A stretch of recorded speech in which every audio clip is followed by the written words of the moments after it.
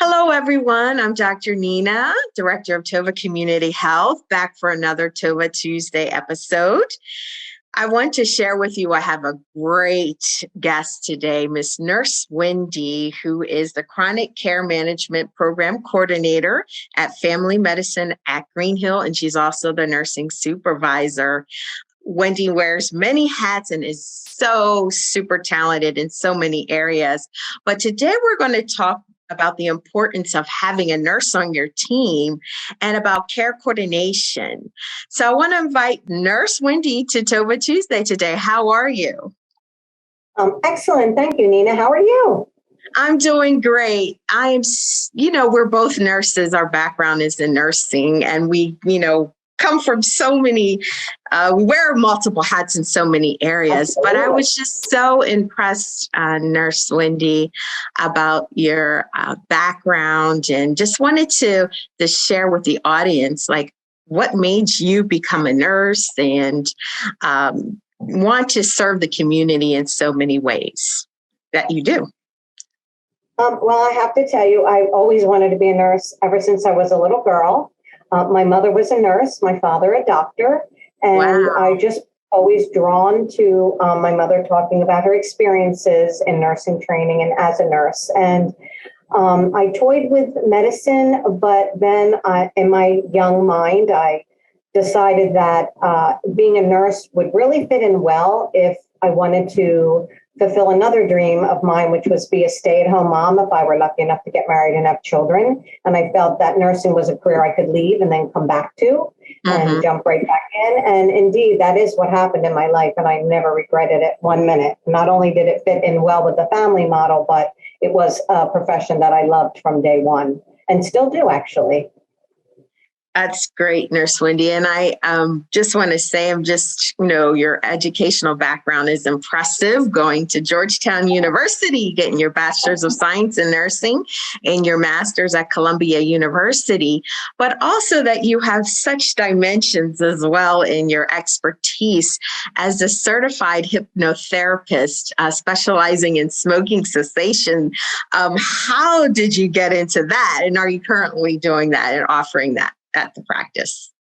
Okay, so I have a cousin who is a certified hypnotherapist who teaches people, trains other people. And I was always fascinated by her profession. And I was really drawn to it as a means of being able to help our own patients. So I was able to, pre-COVID, complete the training session. And while you're getting trained, you can decide and learn more about a particular area. And I was always just smoking cessation. Part of it has to do, I would say a lot of it has to do with the fact that my mother was a smoker. My mother had COPD, emphysema, and ultimately that is what ended her life. And so I always thought to myself, oh boy, if you can get somebody to stop smoking, it is across the board such a benefit, particularly to the person themselves and their health. Also for their need to take medicines, for the strain on the healthcare system, for the workforce, that there's everything about, being able to stop smoking that just seems like would be so great for patients who wanted to do it if they could stop smoking. And so I decided that would be an area I would concentrate on. Now, I have to tell you, COVID got in the way a bit. So that and my other advanced duties as becoming the supervisor and the coordinator of the program. So I have my training. I've had some practice, and I hope to bring that into family medicine at Greenhill relatively soon. When I get my full complement of staff, I'm going to take a little bit of a refresher course and I'm going to be right back in it. I already have patients on a waiting list that want this. And hypnotherapy for smoking cessation is extremely effective. I was shocked. This is why I picked it too, because if someone is motivated to stop smoking, they can do it through hypnotherapy. So that is where my heart in part lies, and we'll get to soon, I hope. You will. And I definitely have clients that I can refer as well that really could use this type of therapy to help them stop smoking.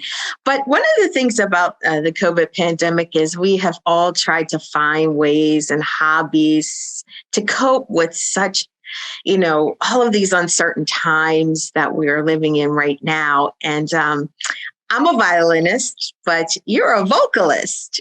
And you sing at your home church, Resurrection Parish Catholic Church. Can you talk about that? Because I'm sure that has also been healing to your church community and for yourself as well.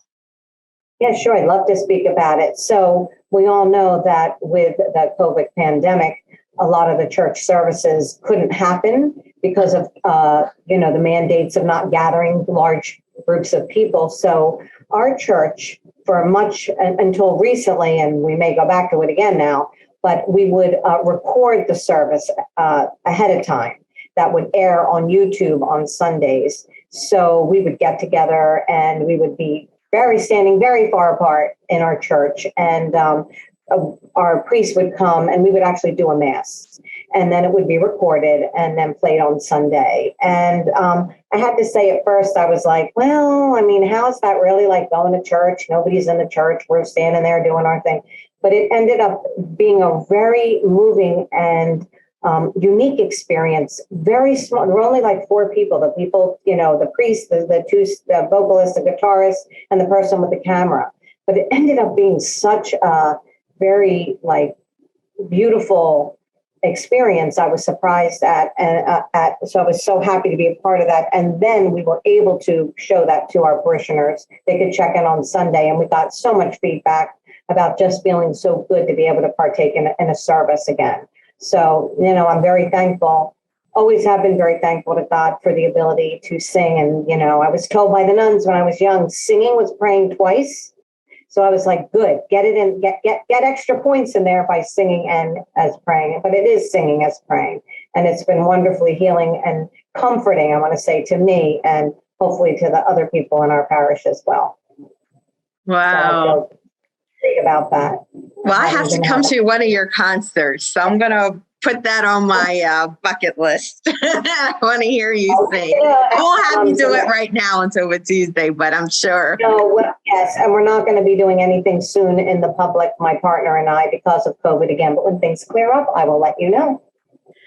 So, Nurse Wendy, I also wanted to share with the viewing audience, as a care coordinator, I don't think people see all of the behind the scenes work that happens during a visit and why it's important to have a nurse on your team. So not only do you triage sick calls, nurses in the care coordination program do a lot of paperwork, making sure your clients get durable medical equipment, if they need work notes, prescription appeals. You help your clients develop personalized care plans, and you also assist with referrals. But I am missing a lot more. But why should we value a nurse in the primary care setting? Oh, well, I will say that we should value every person in the care setting. But since we're just talking about nurses today, we can focus on that. Well, I will tell you, the owner of family medicine at Greenhill, Dr. James Gill, he felt very passionate about instituting chronic care management back in 2015 when Medicare, they were the first ones, and we thank them for that recognized the benefit of having behind the scenes care coordination for patients. And so we have been doing it since then, first with Medicare patients and then other insurers as they do reimbursement. And it's really important because it establishes a relationship, number one, to me, between a nurse and a patient. Those patients have someone to call, to pick up the phone and talk to or get a call back from. Okay, so you have that personal relationship. And yes, it doesn't supersede the physician or the nurse practitioner relationship, but you're not going to be able to pick up the phone and talk to your clinician because they're busy seeing patients. So the nurse is kind of like that frontline first contact. And so we have, and I'm part of a big team of people now. I'm not the only nurse. I'm the nursing supervisor. We have multiple nurses, we have multiple medical assistants all working together. But the patients have just thanked us time and time again for being there for them, to discuss their concerns, to bring their questions to their clinicians, because we kind of act as the mediator between the patient and the clinician. If the patient has concerns or questions, we take the information, we bring it back to the clinician, and then we can get back to the patient or schedule them to see the clinician, either come in or telemedicine, depending on that. So I see that relationship, that touch point, as really critical. And because of that, I think it leads to just overall better care for the patient. We focus not only when patients call us when they're not feeling well, but we also try to focus on their preventive measures, getting the things done that were ordered at their appointments, their labs, their mammograms, their cancer screening things. And we just think it results in overall better care for the patient. Yes, does it save the healthcare system money to keep people out of the hospital? Sure. And, we suspect this is why insurance companies like it, because they want to keep their bills down. But honestly, we like it because we want to keep patients out of the hospital too, because we want to keep patients out of the hospital. Was not a great place before unless you need it. And certainly not now during COVID. So we really try to keep patients out of the emergency room if they call and they have a concern and it's not crushing chest pain or bleeding all over the place. If it doesn't seem like it's critical, we can tell the patients, get in your car, come to our door, we will see you now. And we do it, and we do that. Our clinicians stand behind that, because 9 times out of 10, a patient doesn't need to go to the emergency room.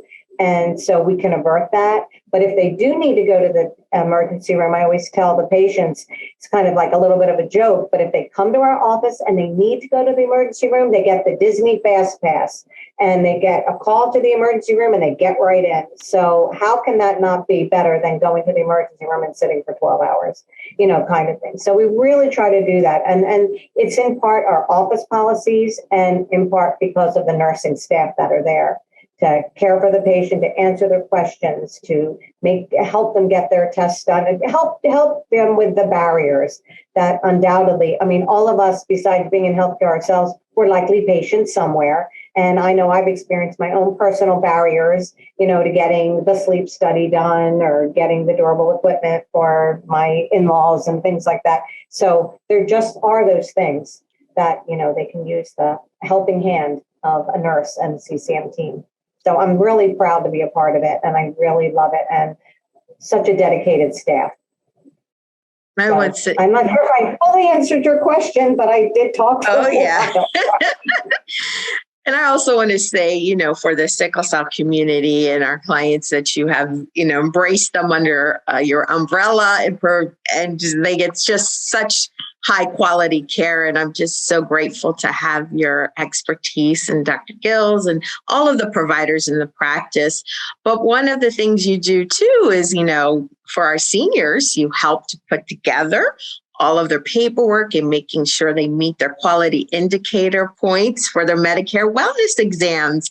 And why is that also so important for seniors as well? Right. So not just seniors, but other patients that are on Medicare as well. For everyone. So really all of your TOVA patients, I imagine you have a broad stroke of age ranges. Yeah. And so that annual, and I'll tell you, your patients probably get these calls, Dr. Anderson, to come in for their Medicare Wellness or their annual preventive. And both of them are really important, because it's not just listening to the lungs and the heart. The core of these appointments are to go over preventive measures, because there's been a lot of research done about what things are important at what age, and everything that we recommend for our patients has the backup of the United States Preventive Task Force. So we know by age what are the preventive measures or the screening tests that should be done, really, because I think most people know this now, but colon cancer is so preventable, if not preventable, but treatable if caught early. And this is why we really need people to get colon cancer screening. Same thing with breast cancer.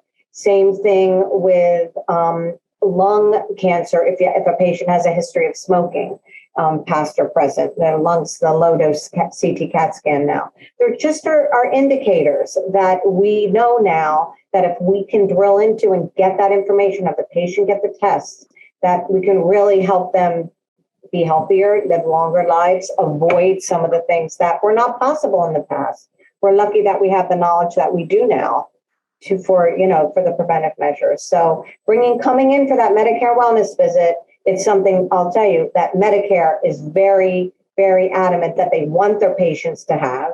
And we as clinicians are adamant we want patients to have for the good of the patient's health. Same thing with the annual physical or preventive exam, however you want to call it.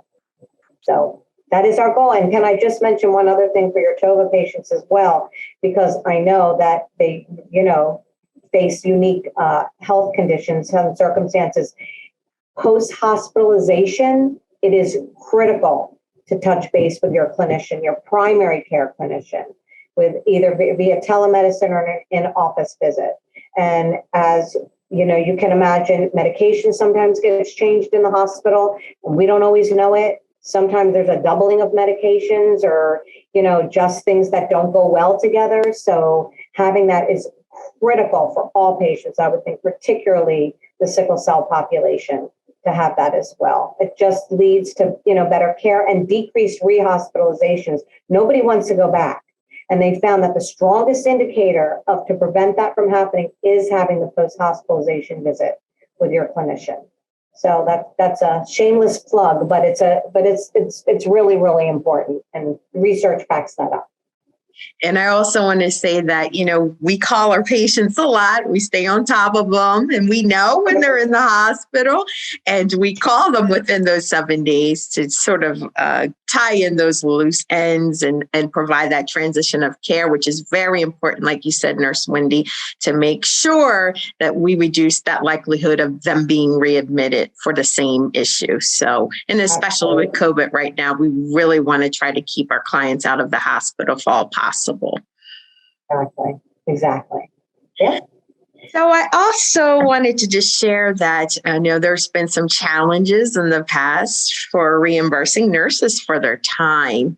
And we're currently working closely to try to get more of the insurers to reimburse for nurses' time. Can you talk just quickly about where we are and why that is so important for our community to know about what is going on the legislative side?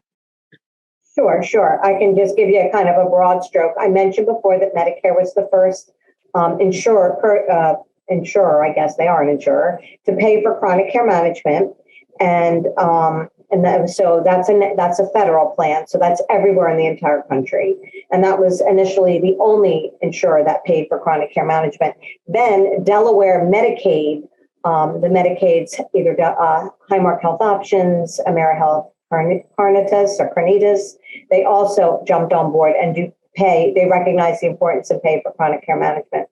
The commercial insurances, however, have been slow to jump on that bandwagon without sounding the way this is truly going to sound. But the fact is insurances are for-profit organizations. So I sometimes think maybe they're thinking a little bit about their bottom line, although I think it's penny wise and dollar foolish. If we can care for them and keep them out of the hospital, you're saving money and patients aren't going to the hospital regardless. But I know I can say that Dr. Gill has worked with Delaware state legislation to try to mandate in commercial insurances to pay for chronic care management. And it's been somewhat successful. But not all the insurers, they find loopholes, so they're not all paying for it. But the ones that do pay for it, we're grateful. I think the patients are grateful. Hopefully it will be something that all insurers will recognize as important and great. And now it doesn't mean, and I should make a disclosure, if you have an insurance, speaking to the patients who may be watching this, that doesn't have an insurance that pays for chronic care management, it doesn't mean you're not going to be cared for at our office. You're going to be cared for 100%. Are you going to have, the TOVA population is a little bit different. And Dr. Anderson, you can speak to this if the patients would still be working with Donna regardless of that, so I don't want to say like bad if your insurance doesn't pay for it, because you're going to still get cared for anyway. But at least for the patients, if I can say the non-TOVA patients without it sounding like the way it does, the general population, if they have an insurance that doesn't pay for chronic care management, they're going to need more often to come in or have a telemedicine to talk to their clinician. But, and if there's any question about the emergency room, we will see them. The nurses will still talk to them, and anybody who has COVID any patient, any age, any insurer, any designation, it all comes to the nurses, and we try to very well care for all the COVID patients. So there's kind of a little bit exceptions to that rule if your insurance doesn't pay for chronic care management, because I don't want anybody to think that they're not going to get very high quality care. You might not have a direct nurse navigator, but you're still going to get the service that you need from our practice. Yeah, I want to say that too, because we have so many other types of provisions in place to have our clients talk to someone at least, and then we can navigate them to the appropriate channels to make sure that they get what they need. So we're always willing to make sure that they get access to care. And even if there is some financial difficulties, we still provide ways to which to help them meet those challenges as well, because we want to keep our community healthy. That's our goal. So we'll work with you. Exactly. This practice is very generous that way. They don't turn anyone away for financial need or financial hardship. Not at all. So, and I'm proud of that as well. Good. So I know we could talk forever and ever, Nurse Wendy, but I also want to say that we're just so grateful for your service to the community and all that you do. But if someone wants to get access to a primary care physician or a primary care provider, nurse practitioner, or doctor, Family Medicine at Greenhill is accepting patients, and TOVA Community Health is also accepting patients, specializing in those who have sickle cell anemia trait or very complicated chronic medical conditions. But how would they be able to do that? Oh, okay. So is everyone seeing the slide that we're seeing, Dr. Anderson? Yep. Yes. Okay. Well, if you'd like to become a new patient, we've recently been blessed with a nurse practitioner who's relatively recent and a new physician. So we do have many of our clinicians, or at least several of our clinicians have openings, not all, but several do. So if you're looking for a primary care practice, this is a great practice I would recommend. The number that's on your screen, you can call, or you can go on our website, which is listed there as fmagreenhill.com. There's a new patient packet. You fill that out. You give it to the patient, you give it to the office, either send it to them online or you drop it off at our office and you'll get a call for a new patient appointment. So yes, that is the number to call, and that's our website for the new patient packet.